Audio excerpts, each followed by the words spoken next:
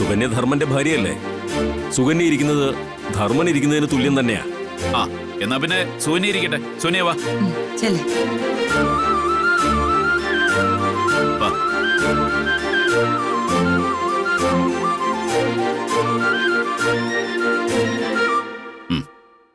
ഇരിക്കും.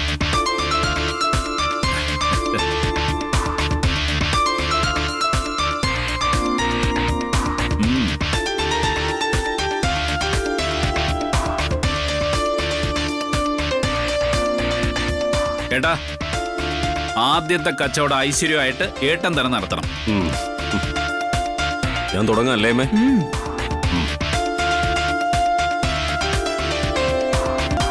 ഐശ്വര്യമായി ഒരു packet sweets തന്നേ.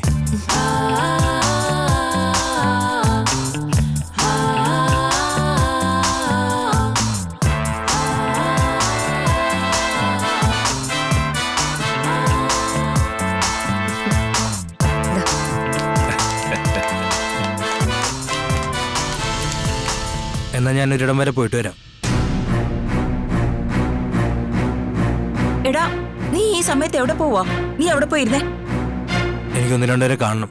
ഞാനിപ്പോ വരാം. ധർമ്മൻ ഇത് എവിടെ പോയതാ? എല്ലാരും കൂടി ഓരോന്ന് പറഞ്ഞ അവന്റെ പ്രഷർ കൂട്ടണ്ട. കച്ചവടമൊക്കെ സോനിയ ശ്രദ്ധിച്ചോളും. എല്ലാ അച്യുതേട്ടൻ പറയുന്ന പോലെ. എന്നാലും ഈ കൊച്ചച്ഛൻ എവിടെ പോയതാ?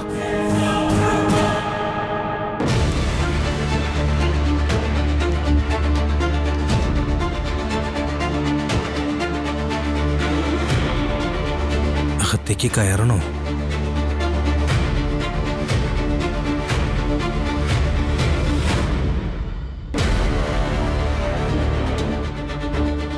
ഏതായാലും നേരിട്ട് കാര്യങ്ങൾ പറയാം. ഇല്ലെങ്കിൽ എല്ലാവരും തെറ്റിദ്ധരിക്കും. അത് വലിയ നെറികേടാവും.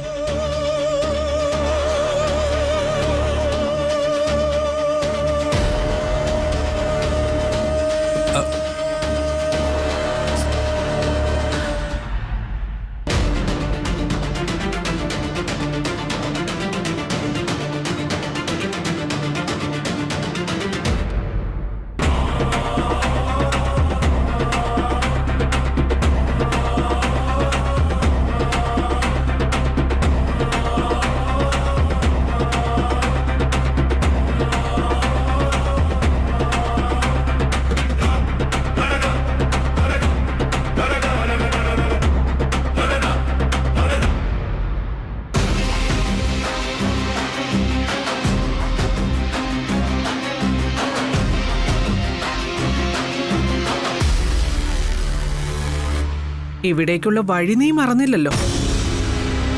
നീ എല്ലാം മറന്നുപോയിന്നാ ഞാൻ കരുതിയത്. അല്ലെങ്കിൽ പിന്നെ ഇങ്ങനെ ചെയ്യേണ്ട ആവശ്യമില്ലല്ലോ. ചേച്ചി, ഓ, ഇപ്പോഴും ഞാൻ നിന്റെ ചേച്ചി തന്നെയാണല്ലേ? അപ്പോ ബാലേട്ടൻ നിന്റെ അളിയൻ തന്നെ ആയിരിക്കുമല്ലോ. അതൊക്കെ ഓർമ്മയുണ്ടായിരുന്നെങ്കിൽ നീ ഇങ്ങനെയൊക്കെ ചെയ്യുമായിരുന്നോ? ചേച്ചി, ചേച്ചി അളിയനെന്നെ തെറ്റിദ്ധരിച്ചിരിക്കുക. ഞാൻ ഓ, അപ്പോ ഞങ്ങളാണല്ലേ തെറ്റിദ്ധരിച്ചിരിക്കുന്നത്. അളിയ, ഞാനൊന്ന് പറഞ്ഞോട്ടെ. നീ ഒന്നും അറിഞ്ഞിട്ടില്ല. നിന്റെ ഏട്ടന്മാരും നിനക്ക് വേണ്ടി ചെയ്തതാണ്. അതിൽ നിനക്കൊരു പങ്കുമില്ല. ഇതല്ലേ പറയാൻ പോകുന്നത്? അളിയ, ഞാൻ പറയാമെന്ന് അത് തന്നെയാ.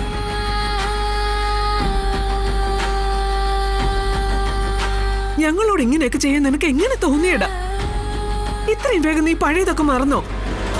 പഴയൊന്നും ഞാൻ മറന്നിട്ടില്ല. ഓ, ആ, അതിന്റെ അർത്ഥം മനസ്സിലായി. അപ്പോ പഴയതൊക്കെ മറന്നത് ഞങ്ങളാ. ഒരു തെറ്റിദ്ധാരണയുടെ പുറത്ത് ചില പ്രശ്നങ്ങളൊക്കെ ഉണ്ടായി. ആ തെറ്റിദ്ധാരണ മാറിയപ്പോ നിന്റെ പുറകെ നടന്ന് നിന്നെ തിരിച്ചു വിളിച്ചത് ഞാനല്ലേ? അളിയൻ ഇപ്പോഴും അതിനൊരു തെറ്റിദ്ധാരണ തന്നെയാണോ പറയുന്നത്? ഒരു തെറ്റും ചെയ്യാത്ത എന്നെ കള്ളനാക്കി നിർത്തിയതാ. എടാ, അതിന് ബാലേട്ടനും ഞാനും ഇവിടെയുള്ള എല്ലാവരും എത്ര തവണ നിന്നോട് മാപ്പ് പറഞ്ഞു. അപ്പോഴൊക്കെ നീ എന്താ പറഞ്ഞത്? ആരാ മോഷ്ടിച്ചെന്ന് തെളിയട്ടെ, എന്നിട്ട് ദേവമംഗലത്തേക്ക് തിരിച്ചു വരുന്ന കാര്യം ആലോചിക്കാന്ന്. സത്യം തെളിഞ്ഞു, എന്നിട്ട് നീ വന്നില്ല.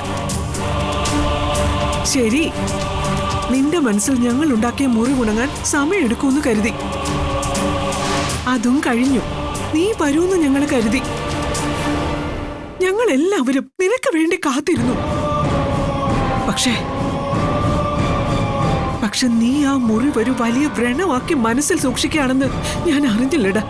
ചേച്ചി സ്വന്തമായിട്ടൊരു കട തുടങ്ങണമെന്നോ ആ കട ഗോമതി സ്റ്റോറിന്റെ അടുത്ത് തന്നെ വേണമെന്നോ ഞാൻ മനസ്സിൽ പോലും ആഗ്രഹിച്ചിട്ടില്ല. അനന്തേട്ടനും അച്ചുവേട്ടനും കൂടി നിർബന്ധിച്ച് എന്നെ കൊണ്ട് തുടങ്ങിച്ചതാ ആ കട. ആ കട അവിടെ വേണമെന്ന് ഞാൻ പറഞ്ഞിട്ടില്ല. പറ്റുമെങ്കിൽ അതെങ്കിലും ഒന്ന് വിശ്വസിക്കേ. പക്ഷേ കട തുടങ്ങാൻ ഈ നാട്ടിൽ വേറൊരു സ്ഥലവും കിട്ടിയില്ലടാ. ഗോമതി സ്റ്റോറിന്റെ തൊട്ടടുത്ത് തന്നെ വേണമായിരുന്നു. അളിയ, ബാലേട്ടന്റെ ആയുസിന്റെ കഷ്ടപ്പാട് ആ കട. അതിന്റെ തൊട്ടടുത്ത് നീ ഒരു കട തുടങ്ങിയപ്പോ ഞങ്ങൾ എന്താ കരുതേണ്ടത്? ചേച്ചി എത്ര തവണ ഞാൻ പറയണം, ഞാൻ അറിഞ്ഞ കാര്യമല്ല അത്. അപ്പച്ചി, കൊച്ചച്ഛൻ അറിഞ്ഞുകൊണ്ട് ഒരിക്കലും അങ്ങനെ ചെയ്യില്ല. ഇത്രേ നീ ഇതിൽ ഇടപെടണ്ട. അപ്പച്ചി, മോളെ വേണ്ട, എന്റെ പേരിൽ നിങ്ങൾ തമ്മിലൊന്നും പറയണ്ട. എടാ ധർമ്മ, ഗോമതി സ്റ്റോർ പൂട്ടിക്കാനാണ് നീ കട തുടങ്ങിയെങ്കിൽ അത് നടക്കില്ല. എന്റെ കടയിൽ വരുന്നവർ എന്റെ കടയിൽ തന്നെ വരും. അളിയന് അത്ര വിശ്വാസം ഉണ്ടെങ്കിൽ പിന്നെന്തിനാ എന്നെ കുറ്റക്കാരനാക്കി നിർത്തുന്നേ?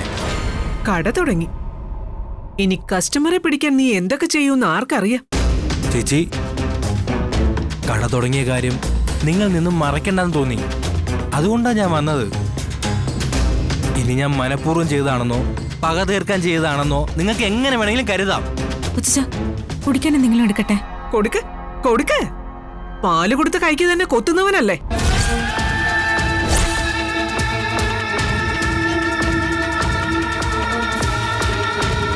ചേച്ചി, വായിൽ നിന്ന് വീണുപോയ വാക്കേ തിരിച്ചെടുക്കാൻ പറ്റില്ല.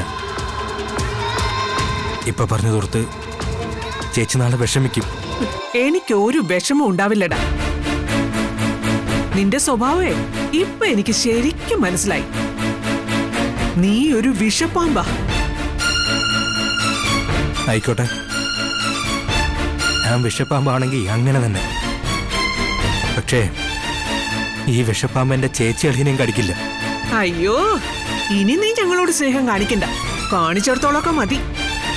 ധർമ്മ, ഈ പരിസരത്ത് ആർക്കും കട തുടങ്ങാം. വേറെ ആരായിരുന്നെങ്കിലും എനിക്ക് ഇത്രയും വിഷമം ഉണ്ടാവുമായിരുന്നില്ല. പക്ഷേ നീയായിട്ട് വേണ്ടായിരുന്നടാ.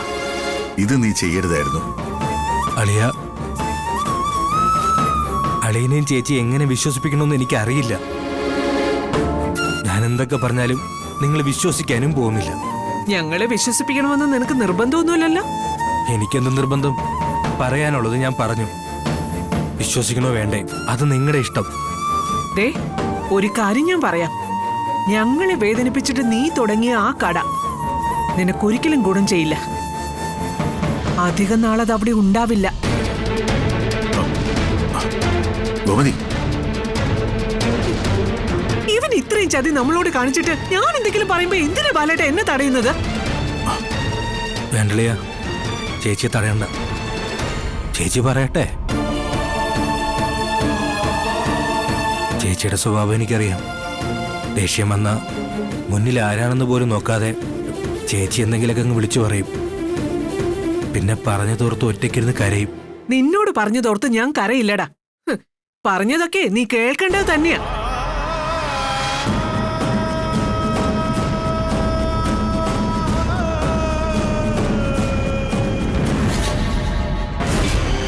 ആയിക്കോട്ടെ,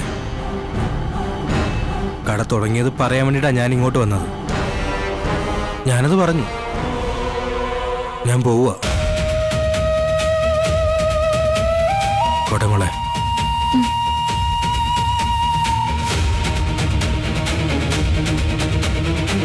ഇങ്ങോട്ട് വരുന്നത് വരെ ആ കട എങ്ങനെയെങ്കിലും വേണ്ടാന്ന് വെക്കണമെന്ന് തന്നെയായിരുന്നു എൻ്റെ മനസ്സിൽ. പക്ഷേ നിങ്ങൾ ഇത്രയും പറഞ്ഞ സ്ഥിതിക്ക് ഇനി വേണ്ടാന്ന് വെക്കുന്നില്ല. ഞാൻ ആ കട നടത്തും. വാശിയാണോടാ? ആളീന് എങ്ങനെ തോന്നുന്നോ അങ്ങനെ കരുതിക്കോ. എന്നാലേ നീ ഒരു കാര്യം കേട്ടോ, ഗോമതി സ്റ്റോറിനെ തോൽപ്പിക്കാൻ ഇന്ദിരാ സ്റ്റോറിന് കഴിയില്ല. ഞാൻ ആരെയും തോൽപ്പിക്കാൻ ഇറങ്ങിയതല്ല.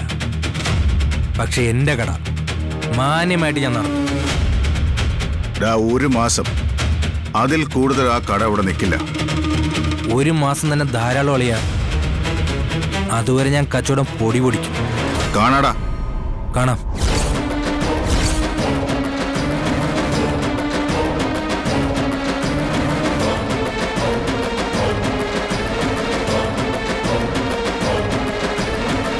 കണ്ടോ അവന്റെ വാശി കണ്ടോ? വാശി കാണിക്കട്ടെ. ആരുടെ വാശിയാ ജയിക്കുന്നെന്ന് നമുക്ക് നോക്കാം. ധർമ്മൻ ഇതെവിടെയാ പോയേ? അനന്ത, നീ ഒന്ന് അവനെ വിളിക്കേ. അവൻ പരിചയക്കാരെങ്കിലും കാണാൻ പോയതായിരിക്കും. ഏതായാലും അമ്മേ, നിങ്ങളെല്ലാരും വീട്ടിലേക്ക് വയ്ക്കും. അതെ അമ്മേ, നമുക്ക് പോവാം. ഇല്ല, ധർമ്മം വന്നിട്ടേ ഞാൻ വീട്ടിലേക്ക് വരുന്നുള്ളൂ. പാവം, അവന്റെ മനസ്സ് വല്ലാതെ വേദനിച്ചിട്ടുണ്ട്. ഞാനായിട്ടാ അവനെ പറഞ്ഞ് സമ്മതിപ്പിച്ചേ. അവന് ഇഷ്ടമില്ലാത്ത കാര്യം നിർബന്ധിച്ച് ചെയ്യിക്കണ്ടായിരുന്നുവെന്നാ എനിക്കിപ്പോ തോന്നുന്നത്. അമ്മ ഇങ്ങനെ വിഷമിക്കാതെ. അവൻ ആ രീതിയിലൊന്നും കരുതിയിട്ടുണ്ടാവില്ല. ആ ദാ ധർമ്മൻ വന്നല്ലോ. നീ ഇതെവിടെ പോയതാടാ? ദേ, നിന്നെ കാണാതെ അമ്മ ആകെ പ്രയാസപ്പെട്ടിരിക്കുവാ.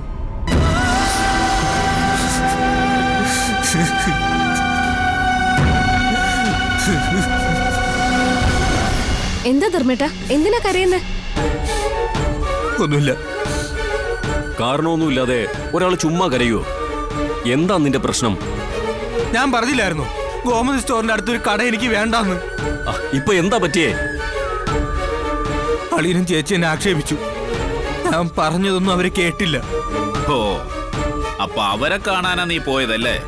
ആ, എങ്കിൽ നിനക്കിത് വേണം. എടാ, കണ്ട അറിയാത്തവൻ കൊണ്ടാലേ പഠിക്കുന്ന.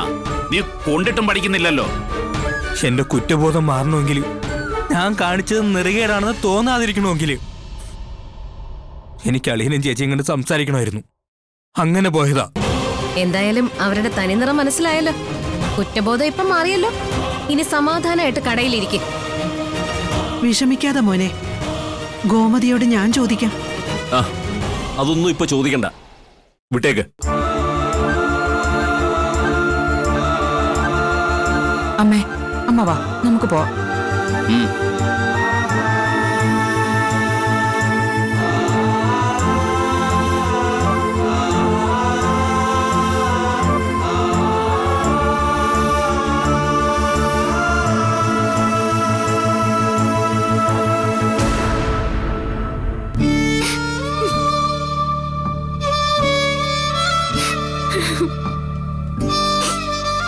അമ്മേ, ഒന്നും മാമൻ അറിഞ്ഞുകൊണ്ടായിരിക്കില്ല.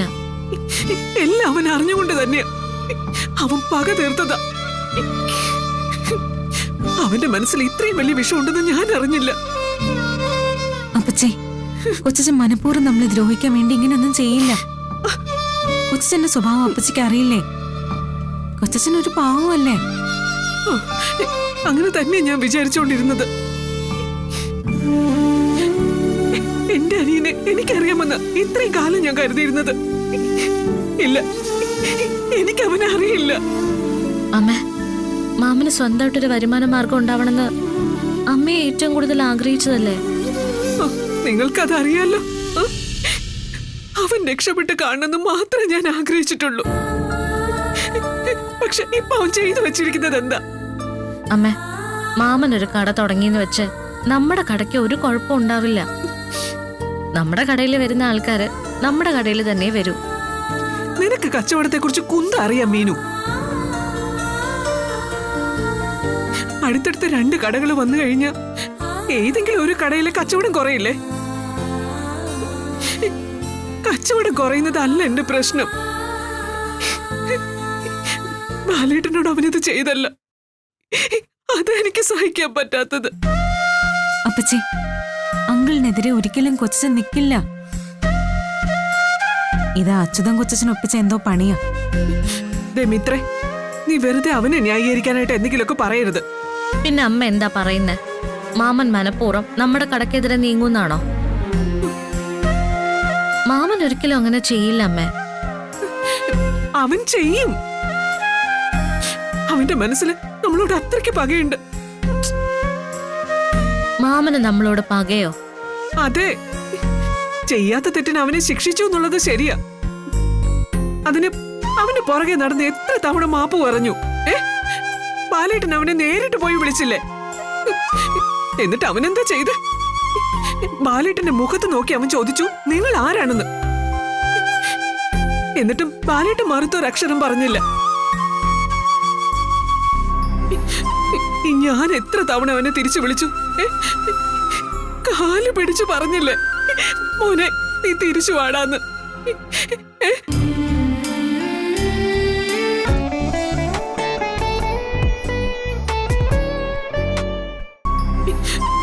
ഞാൻ എത്ര തവണ അവനെ തിരിച്ചു വിളിച്ചു, കാല് പിടിച്ചു പറഞ്ഞില്ലേ, മോനെ നീ തിരിച്ചു വാടാന്ന്.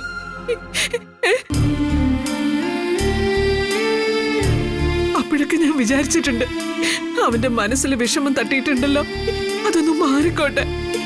അത്രയും സമയം കഴിഞ്ഞ് അവൻ ഇങ്ങോട്ടേക്ക് തിരിച്ചു വരും. അതൊക്കെയായിരുന്നു എന്റെ പ്രതീക്ഷ. പക്ഷെ അപ്പോഴൊക്കെ അവന്റെ മനസ്സിൽ നിങ്ങളെ ഞാൻ കാണിച്ചു തരാം എന്നുള്ള ചിന്തയായിരുന്നു. ഇതെല്ലാം മനസ്സിൽ വെച്ചിട്ട് തന്നെയാ നമ്മളൊക്കെ മാറി മാറി വിളിച്ചിട്ട് അവൻ ഇങ്ങോട്ട് വരാതിരുന്നത്. അമ്മേ, മാമനെ അവര് പെടുത്തിയതാകാനേ വഴിയുള്ളൂ. മീനു, നീ വീണ്ടും വീണ്ടും അത് തന്നെ പറഞ്ഞോണ്ടിരിക്കരുത്. ഷടാ, ഈ അമ്മയ്ക്ക് പറഞ്ഞാ മനസ്സിലാവില്ലേ? നീ എന്താ എന്നെ പറഞ്ഞു മനസ്സിലാക്കാൻ നോക്കുന്നേ? അവനെ പെടുത്തി പോലും. അവനെന്താ ഇള്ളാക്കുട്ടിയാണോ പെടുത്താൻ? അപ്പച്ചി, കൊച്ചച്ഛന്റെ സ്വഭാവം അപ്പച്ചിക്ക് നല്ല വ്യക്തമായിട്ട് അറിയാലോ. ഞാനൊരു കാര്യം ചോദിച്ചോട്ടെ, ഈ ഒരു കട തുടങ്ങുന്നതിന് മുൻപ് എന്തെല്ലാം കാര്യങ്ങൾ ചെയ്യണം? ആദ്യം കട കാണണം, അഡ്വാൻസ് കൊടുക്കണം, സാധനങ്ങൾ മേടിച്ചു വെക്കണം, ആ കട പെയിന്റ് അടിച്ച് വൃത്തിയാക്കി ബോർഡ് അടക്കം വെക്കണം. അത്രയൊക്കെ ചെയ്യുമ്പോ അവൻ അത് അറിഞ്ഞില്ലെന്ന് ഞാൻ എങ്ങനെ വിശ്വസിക്കണം? പറ. തുടങ്ങാൻ പോകുന്ന പുതിയ കട അവൻ എന്തായാലും കണ്ടിട്ടുണ്ടാവുമല്ലോ.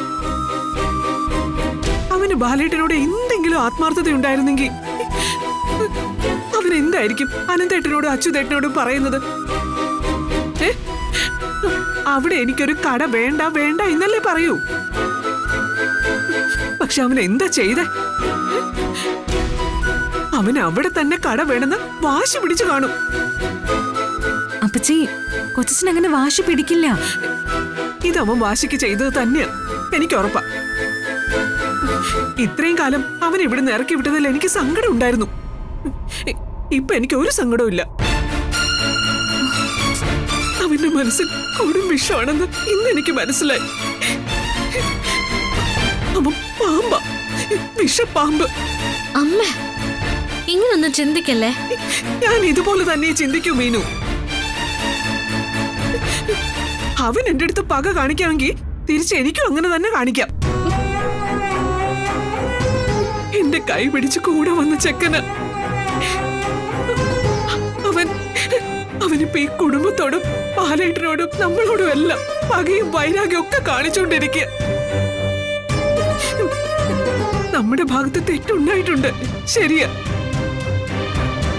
അതിന്റെ സത്യാവസ്ഥ അവന് ബോധ്യപ്പെട്ടതല്ലേ? എന്നിട്ട് അവൻ ഇങ്ങനെ ചെയ്തല്ലോ. ഇനി ഒരിക്കലും ഞാൻ അവനോട് ക്ഷമിക്കില്ല, ക്ഷമിക്കാൻ പറ്റില്ല. എനിക്കിങ്ങനെ ഒരു അനിയനില്ല. അമ്മ, അപ്പച്ചി,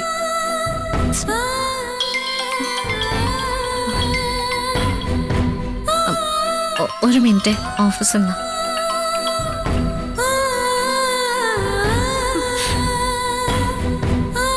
മിത്രേ, നീ തന്നെ ഒന്ന് ആലോചിച്ചു നോക്ക്.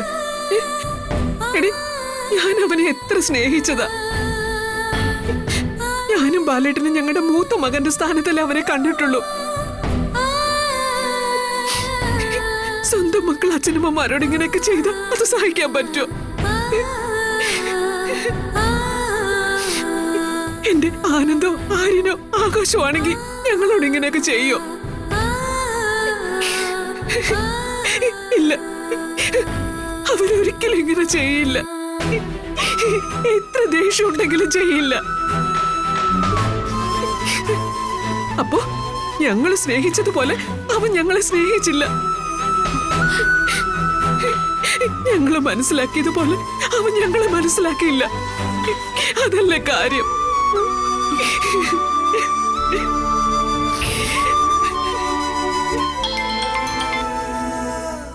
ഏട്ടത്തി, ഞാൻ പിന്നെ വിളിക്കാം. മീനു മീനു മീനു മീനു കോള് കട്ടിയല്ലേ? എത്ര തവണയായിട്ട് ഞാൻ വിളിക്കുന്നു, നീ എന്താ ഫോൺ എടുക്കുന്നേ ഇല്ല? ഇവിടെ വലിയ പ്രശ്നങ്ങൾ നടക്കുക ഏട്ടത്തി. പ്രശ്നോ? എന്താ എന്താ പ്രശ്നം? ധർമ്മൻ മാമൻ കട തുടങ്ങി. ആണോ? അത് നല്ല കാര്യല്ലേ. എവിടെയാ കട? നിങ്ങൾ പോയിട്ടുണ്ടായിരുന്നോ?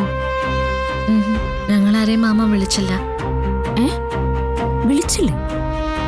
അതെന്താ? അല്ല മീനു, മാമൻ കട തുടങ്ങിയതിന് അവിടെ എന്താ പ്രശ്നം? നമ്മുടെ മാമന് സ്വന്തമായിട്ടൊരു വരുമാന മാർഗം ഉണ്ടാവണമെന്ന് അമ്മയ്ക്ക് ഒരുപാട് ആഗ്രഹം ഉണ്ടായിരുന്നില്ലേ? എന്തായാലും അതിപ്പോ നടന്നല്ലോ. പിന്നെന്താ പ്രശ്നം? ഏട്ടത്തി പറയുന്നതൊക്കെ ശരിയാ. മാമന്റെ ജീവിതം ഒന്ന് മെച്ചപ്പെട്ട് കാണണമെന്ന് തന്നെയാ അമ്മയെ ആഗ്രഹിച്ചത്. പക്ഷെ മാമൻ കട തുടങ്ങിയത് ഗോമതി സ്റ്റോറിന്റെ തൊട്ടടുത്താ.